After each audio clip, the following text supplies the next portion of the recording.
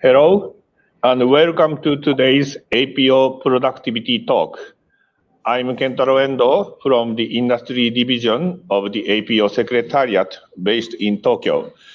The APO is an intergovernmental organization promoting productivity, fostering innovation, and enhancing competitiveness in its 21 member countries in the Asia-Pacific region.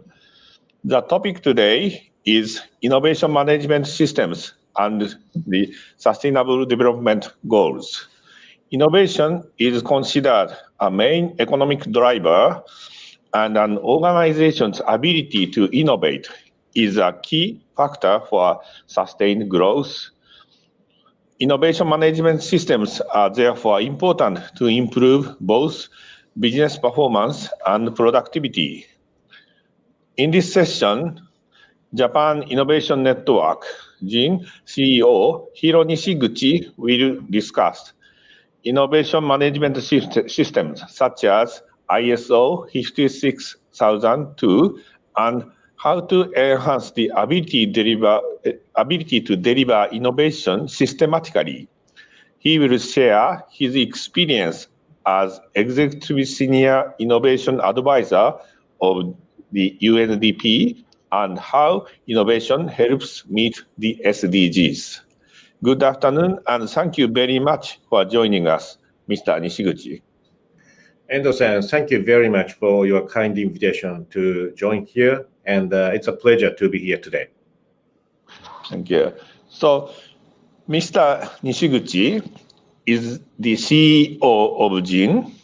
He also serves as the chairperson of the Japan Mirror Committee of TC279 of the ISO, which published ISO 56002 in 2019, and is an executive senior innovation advisor to the UNDP.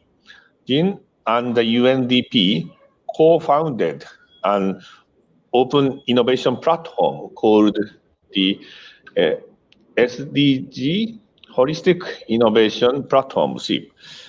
He has played important roles on the Innovation 100 Committee in cooperation with the Ministry of Economy, Trade and Industry, METI of Japan. After the presentation, there will be a live question and answer session. Viewers, please post questions with your names and countries in the live chat box, and we will answer as many as time allows. Mr. Nishiguchi, I'd like to ask you to start your presentation, please. Again, Endo-san, thank you very much for your very kind invitation to join us, to join you all, and also thank you very much for your very kind introduction about me. I'd like to see my slide, and I'd like to start the presentation. I understand that I have 40 minutes, and the topic of innovation management system and SDGs are such a big topic, and to talk, and actually 40 minutes is not good enough, frankly speaking. However, I will do my best to summarize key points on what's happening in the area of innovation management system and the SDGs. Because in fact, two topics are very much connected with each other, and it has actually a very strong connection actually to achieve on both sides. And so today's topic is really innovation management system. But before talking about innovation management system, we will call it IMS. Let's talk about innovation first, because innovation is one of the most often misused and sometimes confused words in the market. And many people think that innovation is about invention. However, innovation and inventions are totally different subject, although they are very much related. And also, management system and innovation are sometimes very, I would say, counterintuitive to hear together, because innovation often has a very strong, I would say, image that it's a very out of law and a non-systematic, non-manageable activities. So some people may get confused to hear innovation and the management system together. But I will explain why these are combined together later, because this is the core point of today's presentation. And also, SDGs. As Endo-san kindly introduced me, I have a very close working relationship with the United Nations Development Program, and in fact, we are working on some very exciting projects as we speak, actually in Asian countries and also African country. So I will talk about some real case study by combining in the area of combination between innovation management system thinking and SDGs achievement. So these are kind of very rich content which I would like to talk about. But before talking about the real topics, let me explain who we are and our purpose of existence. Next, please. And the Japan Innovation Network was established in 2013. Next, please. Actually, the genesis of the GINS activity is a 3 years research mission and conducted by METI. And I think we spent about 3 years. Actually, slide next, please. And we spent about 3 years conducting a research in the US and Europe so that we can understand the dynamically changing the innovation landscape around the globe. And we came up with one conclusion after 3 years. And actually, there are two researches, and the six months research and the 6 months research. And in these two researches are actually connected with each other, with each other. And so our findings was that actually innovation doesn't require a systematic approach to within the organization. And today's topic is, in fact, how to innovate within existing organization. And the entrepreneurs and entrepreneurs, they are basically people who can identify opportunities and take advantage of various issues and create a business model and implement it. And our finding was that, yes, it is a great idea to have many entrepreneurs or entrepreneurs within the existing organizations, but focusing only on people is very much short-handed. In fact, we have to work on the management issue within the organization so that we can encourage entrepreneurship or entrepreneurship within the organization. That is what we do. And so with that, we have various programs and to offer. And but I wouldn't go into details, but I would say since our establishment in 2013, we've been working with many leading Japanese organizations to help them to design their innovation management system and also to help them to jumpstart an innovation project and to go through the innovation process, then actually implement the solution. And we often play a role of mentors or educators, and by working also with other experts so that basically our clients and the members can be successful, and by increasing the success ratio of the innovation activities. Then next, please. And these are our board members, and most of them were actually with our used to be our research committee members. And actually, the committee was chaired by Mr. Ando, the former CEO of Sony. And as you can see, these are very distinguished ladies and gentlemen from around the globe. And we are working very closely together as a board member. Also, next please. We have a strong focus on having very strong advisory board members. And in fact, I understand that you had a lecture from our friend, Mr. Kotler, Professor Kotler in August. Actually, Phil and I are very close friends, and we often exchange emails and exchanging opinions with each other. And in fact, when Professor Kotler joined our advisory board, he literally sent me his personal note, of course by email, but he kind of sent his own picture with his own email and with a very strong encouragement and also his excitement to be part of this journey. So actually, when I saw Professor Cottrell speaking in August, I was very pleased, and also I was very honored, frankly, to have this opportunity to speak in line with Professor Cottrell's amazing stories. Okay, so next, please. So with that, let me also again come back to the topic of innovation. Innovation is often misunderstood, as I said, as an invention. Okay.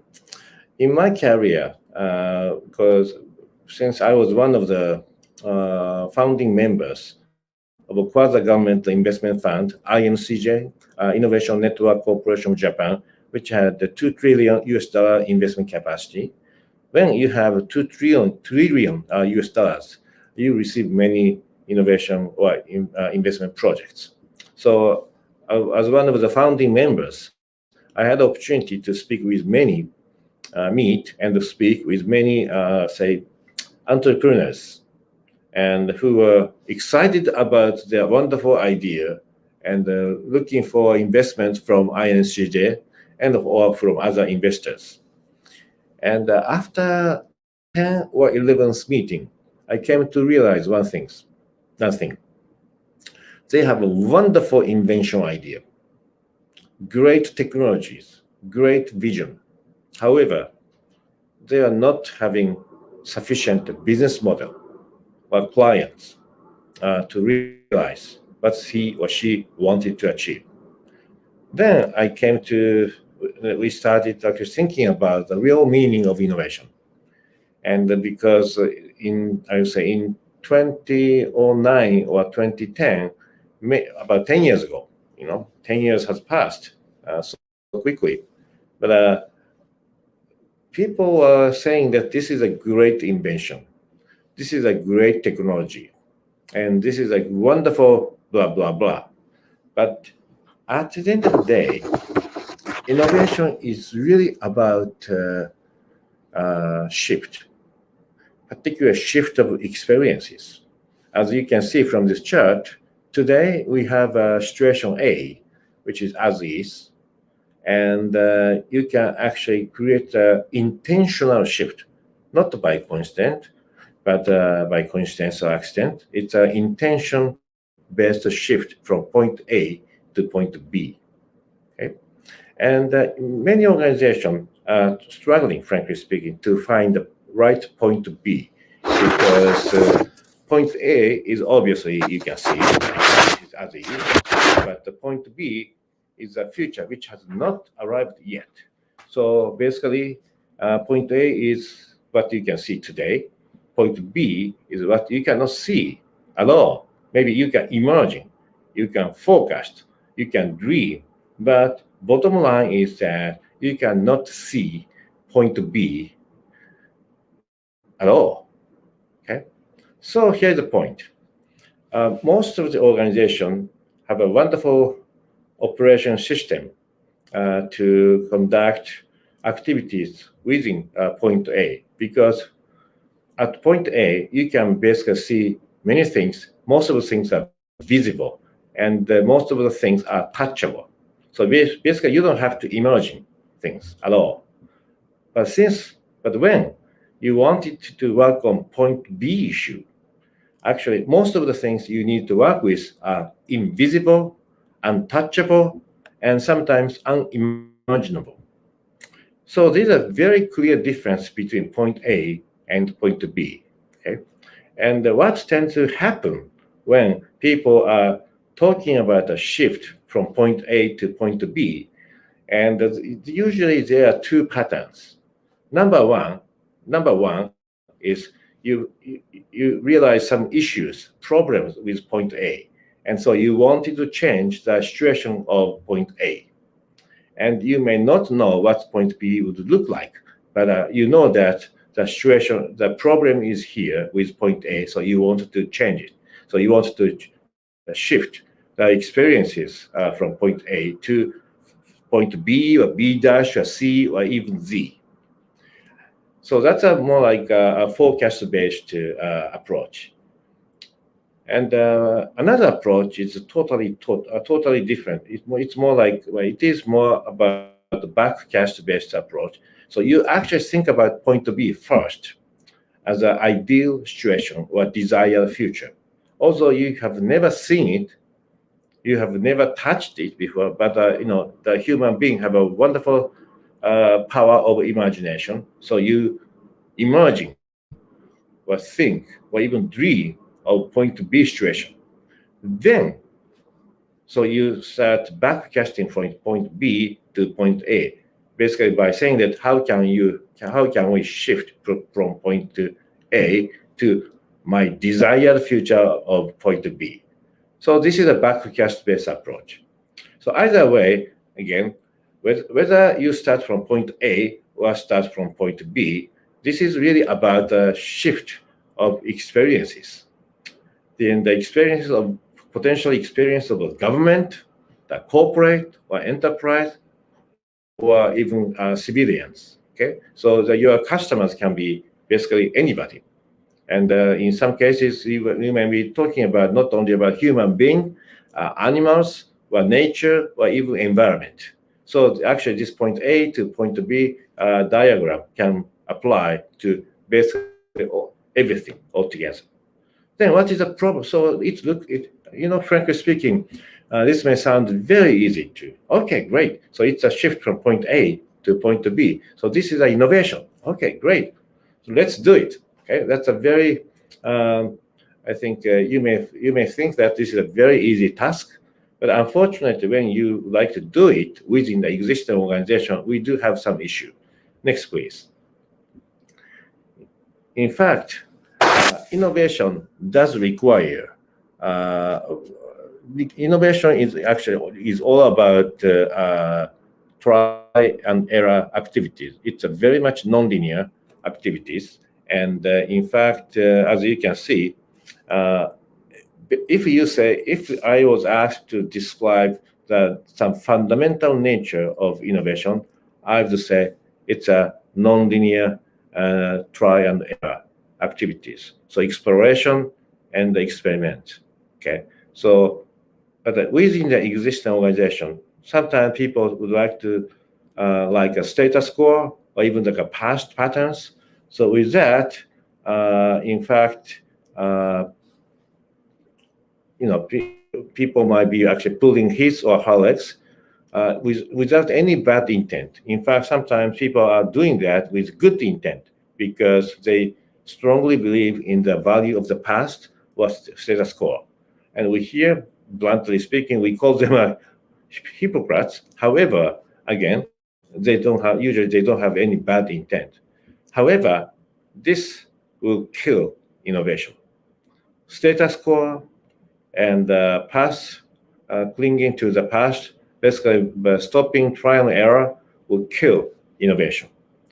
And so that's why we have to have operating system or ecosystem to support a trial and error of innovation. So that's a very difficult part of innovation activities. And so we have actually defined this fundamental ecosystem and operating system thinking as a double-decker management. Next, please. As you can see from this bus, obviously this is analogy, and we have to actually to conduct high-quality try and error within the organization. You have to have a very good operating system to do so. And the operating system has actually two aspects. As you can see from this bus analogy, the driver has to be the executives, okay, top senior management, maybe not only one person, but he or she has to do both. And the first decker is actually very good for implementation, okay, implement what's been decided. The second floor is really about exploring and also deciding about it. And it may be difficult to see it from your part, but actually within this bus, a double-decker bus, actually they are connected. Two floors are connected by a ladder or stairs. And because even even for the analogy of the double-decker bus, people who have identified some wonderful opportunities or scenery, they will never jump from their roof. Actually, they will come down to the first floor decker. Then the bus will stop and they will get off. And just like that, actually, the second what you will conduct on the second decker will be translated into the first decker, more like execution and implementation operation. And so two actually deckers or two floors work together as a system. So we call it double decker innovation management here. Actually, this is actually one of the biggest findings from the research committee, which I mentioned as a genesis of the Japan Innovation Network. And because oftentimes, not oftentimes, by if I may continue using this bus analogy, a double-decker analogy, oftentimes within the organization, some organizations don't actually have any second decker. They only have a first decker or first floor only. But even if you have two double deckers, sometimes actually two deckers are not connected at all. They are more like cut off. So more like the second floor is seen as more like a floating island, and without connection to the mainland or the first decker at all. So these are the two patterns. Whether you don't have any second decker, even if you have a second decker, they are not connected with the implementation side. So these are typical two, frankly speaking, the disaster patterns which you like to avoid. So with that, in fact, next please. Actually, now let's talk about innovation management system based on these analogies. And in fact, in 2013, excuse me, actually, in 2013, and France has volunteered to be a chair country to start designing the innovation management system under ISO, International Standardization Organization, and Technical Committee TC 279. So this TC 279 is the kind of decision body, design and decision body of innovation management system, and for particular for existing organization. And this standard is the first ever management system standard for innovation. And in that standard, we have actually defined innovation process as follows. Again, it's a non-linear trial and error approach process. So again, so this is a very a simple model, but actually this is a quote from the standard. Innovation, if you like to innovate within the organization, you have to have intent for the opportunity. After that, you have to identify opportunities. Okay, you like to see the direction. Maybe you are interested in the infrastructure improvement, while you are looking for digital healthcare, while you are looking for some transportation mess for in certain countries as opportunity. Okay, then so based on the intent, you actually start looking for opportunities and then identify opportunity. After that, then you have to create concept. The concept here means actually a business model or a value creation model. How to deliver the perceived value to potential clients and how do you make it happen? That's a concept. However, oftentimes concepts are just the beginning of the journey, then you have to validate it. So on the third place, you validate the concept. Then then you move on to solution development, and this is a very detailed and sales planning and R&D, and if it's a product manufacturing process, everything has to be detailed, oriented, and precise. Then you deploy solutions. then you deliver value. So here are the two very important points about this chart. Innovation process is defined starting from identify opportunities to deployment of solutions. Some people may think that innovation is all about ideations or maybe concept creations, or even like a workshop, blah, blah, blah. But since innovation has to deliver value, and to deliver value, you have to deploy solutions. So actually, the 5 steps described here are all innovation activities according to ISO 56002. Another point is that these arrows, as you can see, it's a back and forth arrows. Okay, and so this is again, it's a non-linear trial and error approaches. So in fact, after the validating concept stage, you may actually ended up actually not being able to validate the concept. And some people may call it failure. Actually, we don't call it that way. Okay, you have identified a non-working concept. So let us come up with a better concept. Then you go back to original one, either to create a new concept or to identify new opportunities. And again, it is never a failure. It's just a natural process of innovation. You came to the stage 3 validating concept. Since you couldn't, you go back to the previous stage. That's a beauty of a non-linear process. With linear process, going backward means you must have made some mistake, and you might be doing something wrong. But according to the standard, actually going backward is a very natural process of innovation activities. So you will never call it as a failure. Okay, so this is a very, very important point. So with that, actually, next please. We have actually designed a best innovation management system around this red box. And this actually standard is based on so-called high-level structure, the ISO 9001 or 14001. The management system has a so-called common high-level structure, the same framework, and so we used the same framework to design the management system for innovation.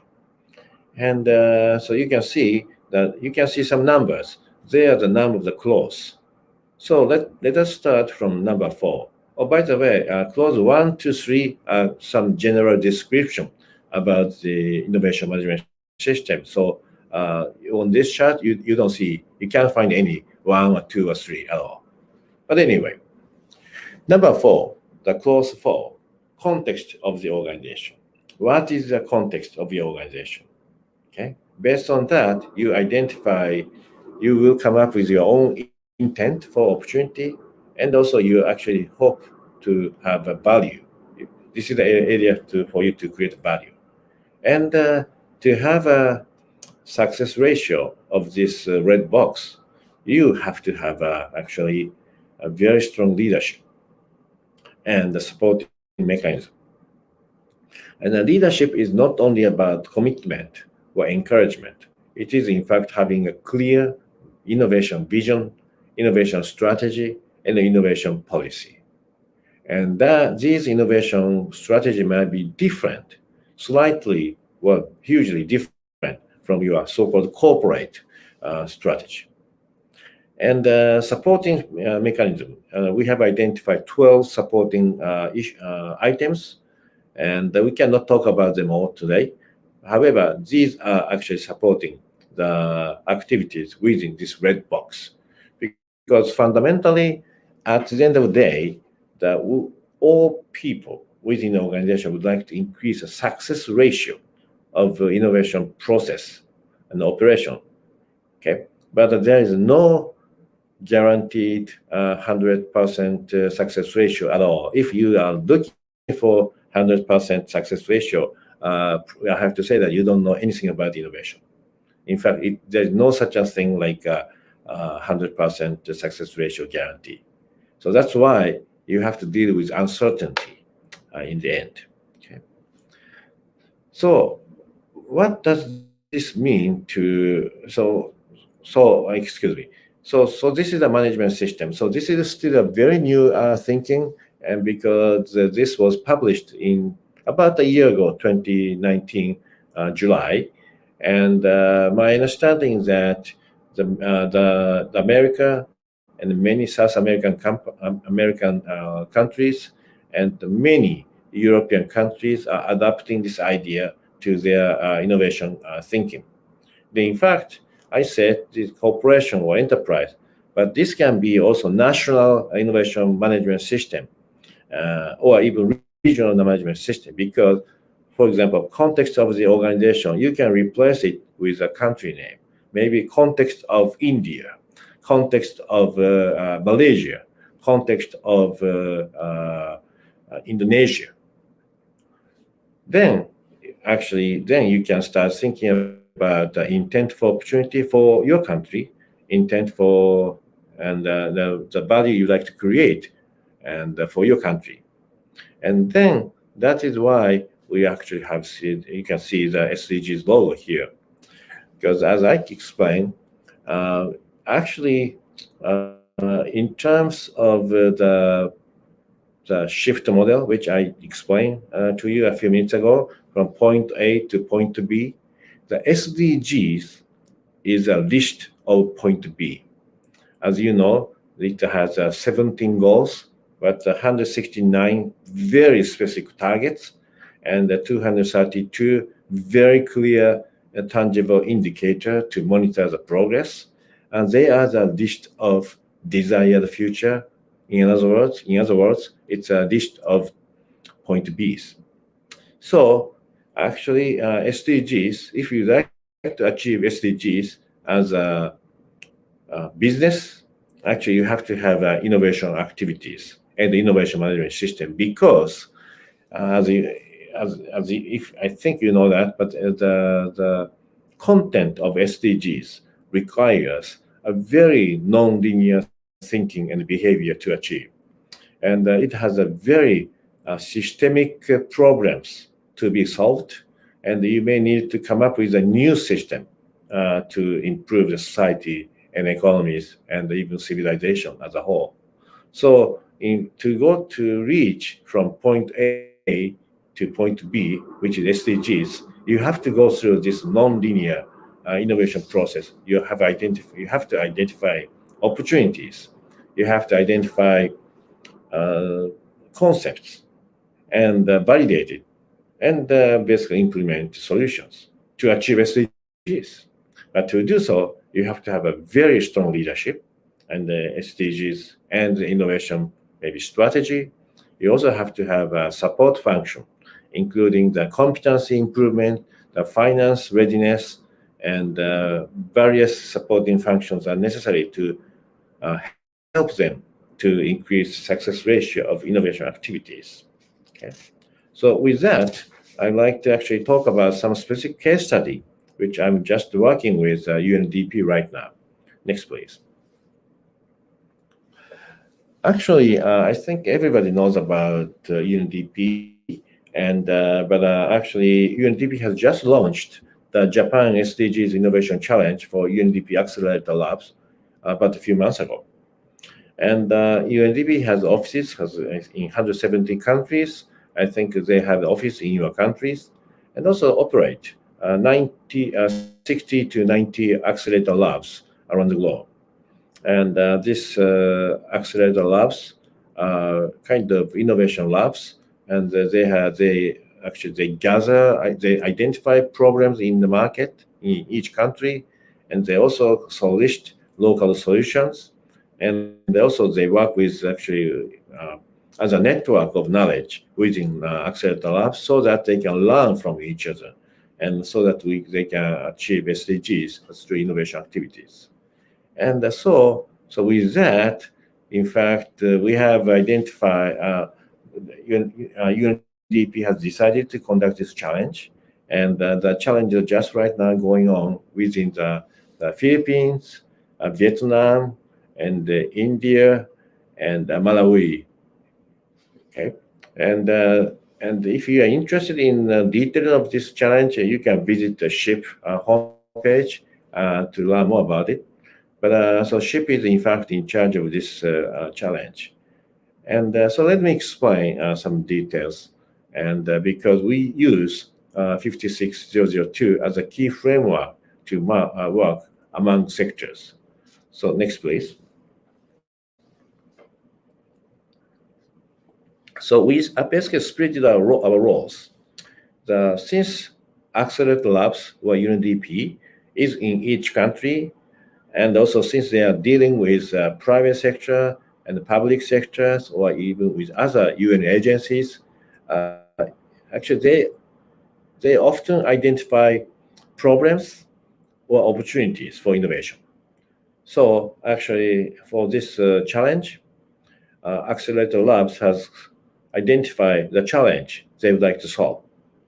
For example, and in India, they have identified the problem with a spice value chain because in India, spice is such a huge industry, but value chain is a little bit has some room for improvement.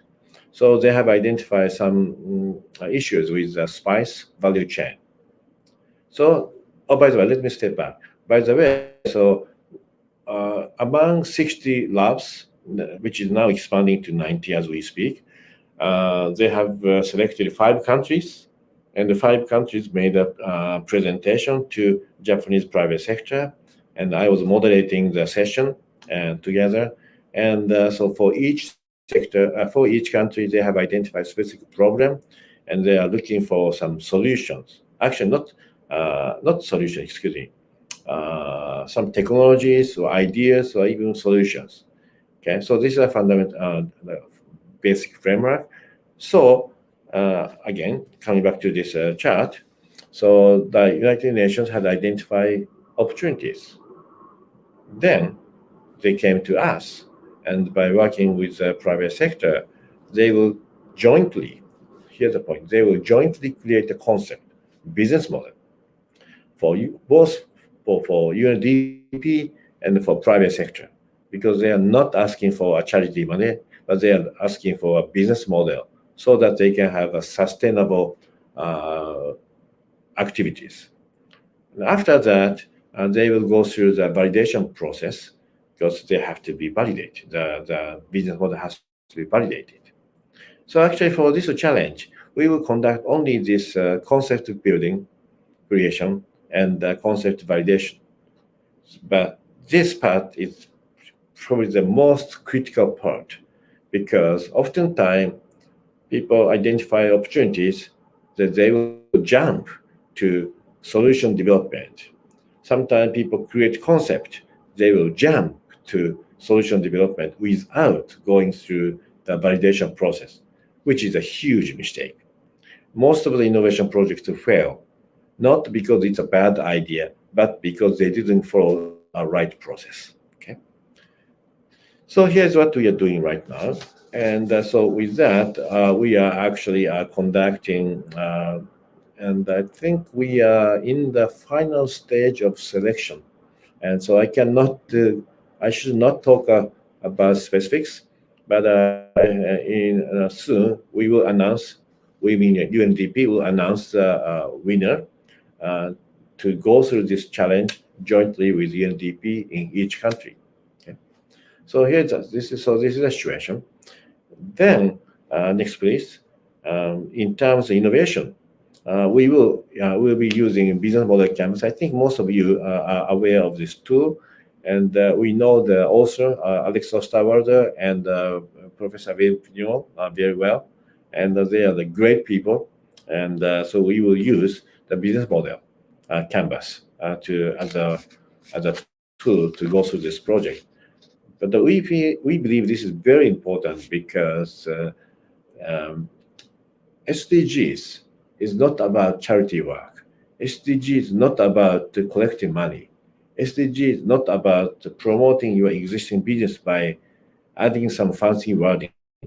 SDG is about achieving goals. Okay. Now, to achieve goals, you have to have a sustainable business model. And within a sustainable business model, you have to have a clear customer segment, the value proportion, and the various key activities, and the roles for key partners and the key resources. And obviously the revenue and cost model as well. So without having the first idea and of such a model, and without going through any validation process, it is very likely that we can never achieve SDGs, at least through innovation activities. But with that, let me conclude my presentation on the next slide. And my observation is that after the publication of ISO 5602, the Innovation Management System, many countries and companies are expressing their interest in conducting innovation activities, since it is so important, not only as an invention-based approach, but as a systematic way. And oftentimes we tend to ask for genius, okay? Because we do have some misunderstanding that innovation is conducted only by genius or a little bit slightly different type of people. But latest theory about innovation is for everybody. Innovation is for everybody. It is the skill set trainable. Skill set can be acquired. Now, obviously, some people will excel, some people will be okay, some people may not like it. However, the latest thinking is that innovation skill sets are totally trainable and educatable to anybody. And but also having such a people is not good enough. In fact, you have to have a management system to educate and leverage and deliver value from the system. And by having such a common language as ISO 56002 around the globe, in fact, collaboration among sectors, among countries will be much, much easier, because we don't have to spend our energy internally. We can spend our energy externally so that we can connect various management systems together, particularly when we like to improve, say, productivity of industry or even nation. We have to be able to innovate a lot. And to do so, we have to know how to innovate effectively and efficiently. Obviously, innovation activities are non-linear, back and forth activities. However, even non-linear and back and forth activities can have a high quality. And what a management system does is to improve the quality of your innovation activities and hopefully to deliver more value at the end of activities. Okay? So that's why international community has designed this ISO 56002. So this is still a guidance standard, but it's been just decided by a voting system and based on consensus that the ISO TC279 will develop the auditable innovation management system in coming years. And this will be called 56001, just like a 9001 or 140001. So what is changing in the area of innovation? So innovation management system will help our organization to innovate more, but to do so, you have to have a purpose or end result or desired future. Then SDGs can play a very, very important role. And because again, it is a list of desired future. And in all countries, in 193 countries, including Japan, US, China, UK, and Malawi, Tanzania, Indonesia, India, everywhere. Okay? So I think that to do so, again, you have to have a solid, sustainable, and agile innovation management system to achieve SDGs. Okay, thank you very much. Over to you, Endo-san. Thank you so much for your valuable, insightful presentation. Let's get started with questions and answers. First, I have several questions. So, could you give some more details on typical barriers to innovation in organizations and how they can be overcome? Okay, thank you very much, Anderson. And actually, I like to answer to your question by sharing my iPhone. I use iPhone, and in short, all smartphone has two components, actually three components: the body and various applications, apps, then operating system to run it, to run them. And obviously, this is analogy. But what is happening within the existing organization is, although they would like to use many innovation apps, design thinking, lean startup, business model canvas, or agile development, so they are all apps. However, their operating system is obsolete, outdated. Sometimes they might be using MS-DOS to run apps, or Windows 95 maybe, if you are lucky. And in some countries, in some cases, 30 years old operating system to run the latest 2020 latest innovation apps. So this is a fundamental problem, Endo-san. And because their operating system is more for linear operation activities, but not for non-linear and try and error activities, most of the non-linear activities will be rejected by existing linear activity-based operating system. That's why we have invented the innovation management system, which is an operating system for any organization. Over to you. Thank you very much for your kind explanation with concrete example analogies. It is very, very clear and very informative. Thank you very much. So let's may I move on to the second question. Is this is about the ISO 56002. How will this ISO 50002 affect global innovation systems as a common international standard? Please. Yes, as I shared the slide a few minutes ago, first of all, innovation activities lately is conducted through collaboration. It is not the work of a mad scientist within the organization. It is actually team-based, collaboration-based activities. And to have a effective collaboration with other entity, whether they are university or government or other enterprise, you have to have a common language. And this common language is this ISO 56002. Once we do have a common language, by studying it, then by understanding it, and by implementing this common language within each organization, they have a kind of platform to work together, and regardless of the nationalities or even the industry. So again, I think to accelerate the global innovation activities, we needed to have a common language, but now we do have it. So this is, I think, fundamental effect. Okay, thank you very much with your explanation on the international context.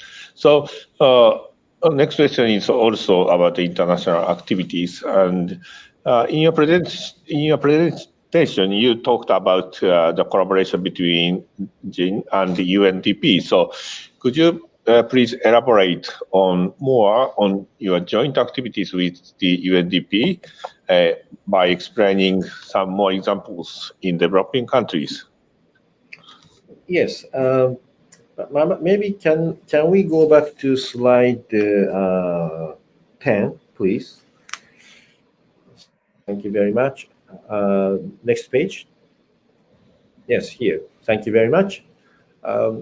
Again, when UNDP wanted to conduct this challenge, and by engaging several countries, we proposed to use this ISO standard as a common language among various stakeholders between UNDP New York headquarters and accelerator labs in India and Philippines and Vietnam, these countries, and also between private sector in Japan and so us. So literally, this framework is a common language so that there will be no misunderstanding on what we are doing and what we are not doing.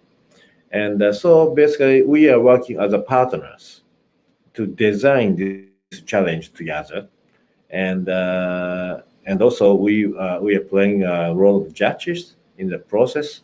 And so I think we are working as a partner because we are using the SHIP SDGs Holistic Innovation Platform as a operational platform for this challenge. And so this is a kind of nature of partnership. So it's a real partner between two entities.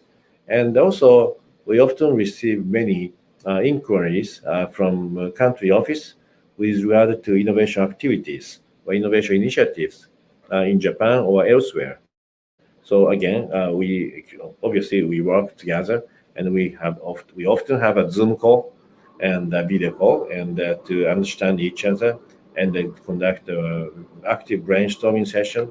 Then we go from there.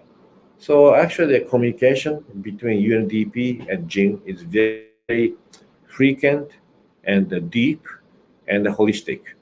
And so I really enjoy working with folks from UNDP on many fronts. Over to you, Anderson. Okay. Thank you very much for your further elaboration on the activities with the UNDP. And so the next question about COVID-19. Actually, we are facing the COVID-19 pandemic. So my question to you is, how can innovation management systems help meet the SDGs, especially in the wake of the COVID-19 pandemic? Yes. Generally speaking, SDGs has actually pushed back the SDGs achievement significantly. But also it has highlighted and I would say crystallized the problems we have to solve, not only in developing countries, but in basically every country, including Japan, the US. So I think the issues have been crystallized, and then next action based on intent to shift from A to B requires some actions, and I mean planning and actions. So to do so, again, we have to work together. It's not like one company can save the world. Maybe it can be a nice Hollywood movie, but it's not the reality. So you actually the achieving SDGs at this particular moment does require comprehensive, holistic collaboration activities. But to do so, again, we need a common language to work among sectors. And so my thinking is that having this operating system standard, IMS, will help us to work together to achieve SDGs. Because at the end of the diagram, I positioned SDGs as a list of point B. If you like to identify a specific target in your country or in other country to achieve as a business, I think the journey can already start. It's a beginning of a journey, but to go through a journey, you have to have a management system because it's a totally non-linear and a little bit difficult journey, and from the beginning to the end. So you have to have a system to support the journey. And so hopefully this will increase the success ratio of the SDGs achievement in all countries going forward. Thank you very much for your kind response on the current challenge of the COVID-19 pandemic. Thank you so much. I hope that the viewers have posted their questions to our speaker to take advantage of his expert advice. So actually, I see one question. So I'd like to ask Nishiguchi-san to respond to that. The question is, how does the innovation could be accelerated by benchmark from others and competitors? Nishiguchi-san, could you please answer to these questions? Yes, actually, according to ISO standard 56002, actually it is highly recommended for innovators to conduct good market research, even when you start identify opportunities. And then research does include, say, the research about others, including competitors, because you may identify, let's say, wonderful idea or whatever it is. I decided to create this wonderful product because I think it delivers value to a society for some reason, I thought. But maybe some people might have already invented. Some people might be already doing it. Maybe not in my country, but in other countries. Then starting a journey without knowing anything about it is, frankly speaking, very non-efficient. So actually, innovation does require, of course, passion, but also, I would say, insight about the market. And passion alone doesn't help you. You have to have intelligence and insights about the market, potential competitors, and the potential customers. So with that, I think actually it is a good idea to conduct a research about the market and competitors at the early stage of your innovation process. And in fact, it is highly encouraged in the standard. Thank you very much for your answers. Actually, thank you for your lively discussions. We are almost out of time, and I'd like to wrap up today's session. This was a wonderful productivity talk with Mr. Nishiguchi. Once again, I'm grateful to you and would like to ask you to give concluding remarks to our viewers, please. Okay, again, Endo-san and all staff members from APO, I really enjoyed today's discussion. And as a conclusion, I share my iPhone again. Okay, you may think you have to upgrade, and you have to keep upgrading your operating system to leverage upcoming wonderful innovation apps. You may often think about wonderful innovation apps only. However, apps can work only when you have an appropriate operating system.